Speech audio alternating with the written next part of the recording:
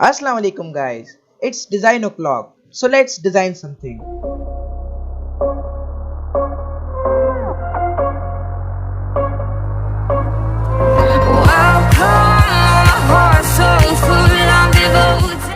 तो गाइज आज second class है एडोबी इलस्ट्रेटर कोर्स की, तो इस पढ़ेंगे।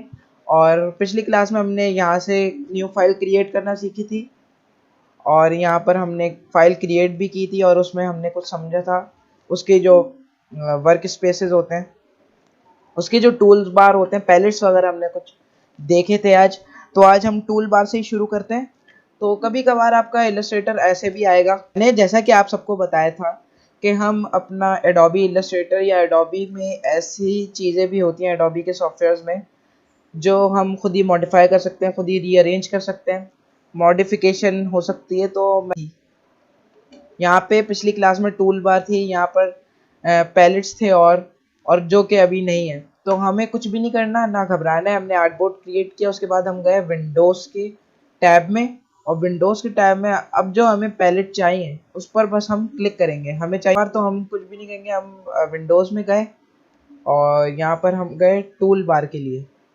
तो टूल बार ये रहा हमारा, इसमें हमें एडवांस चाहिए, बेसिक हम कोई सा भी बोले, मैंने एडवांस लिखा हुआ है।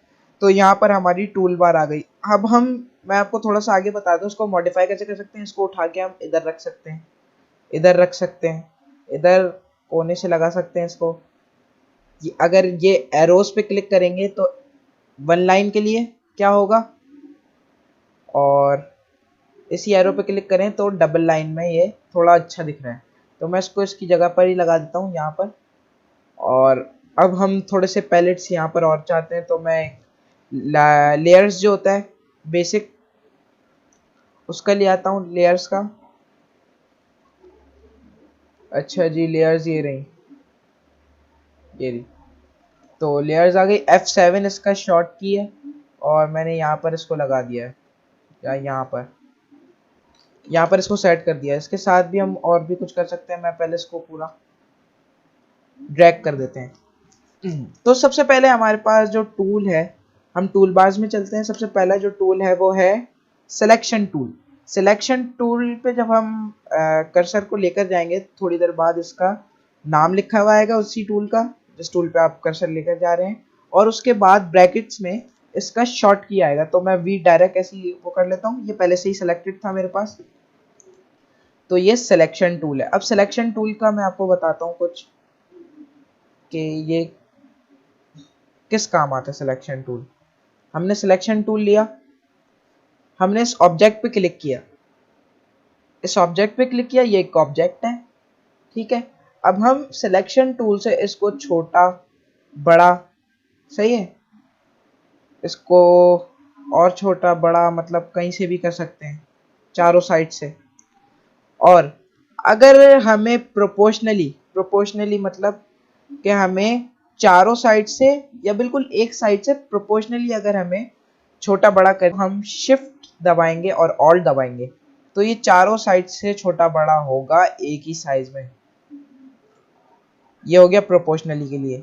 अगर हम चाह रहे हैं प्रोपोर्शनली एक साइड से, किसी भी एक साइड से प्रोपोर्शनली छोटा बड़ा हो, तो हम सिर्फ शिफ्ट दबाएंगे और इसको छोटा बड़ा करेंगे, तो ये बिल्कुल प्रोपोर्शनली होगा ये काम।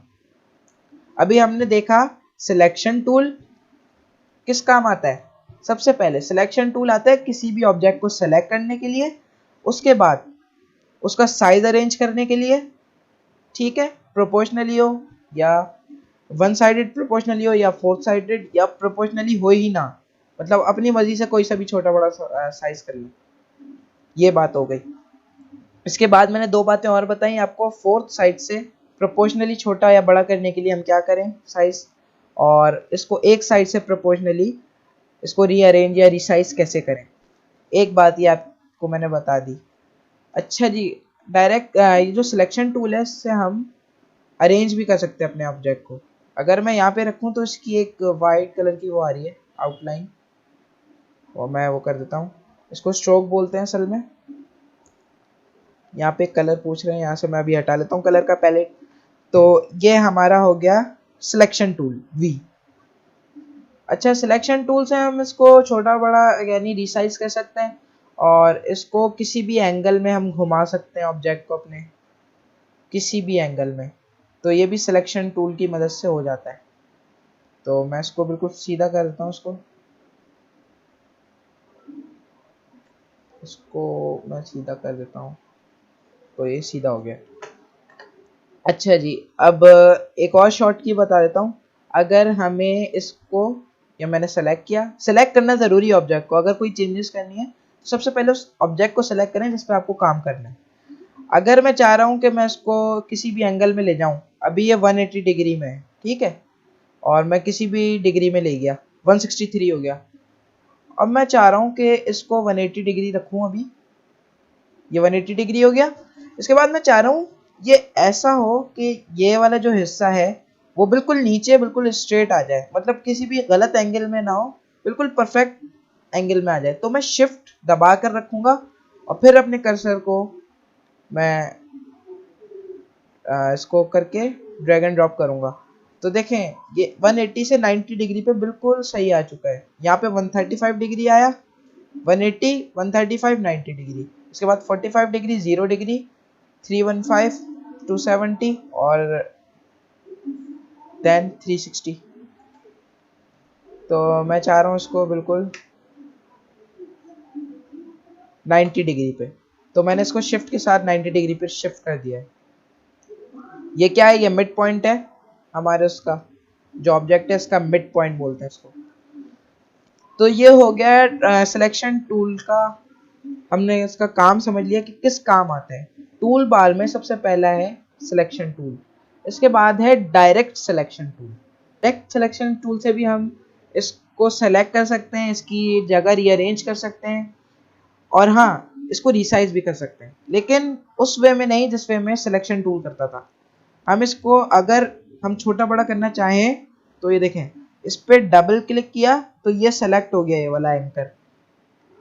ये जो पॉइंट्स होते हैं इनको एंकर पॉइंट्स बोलते हैं।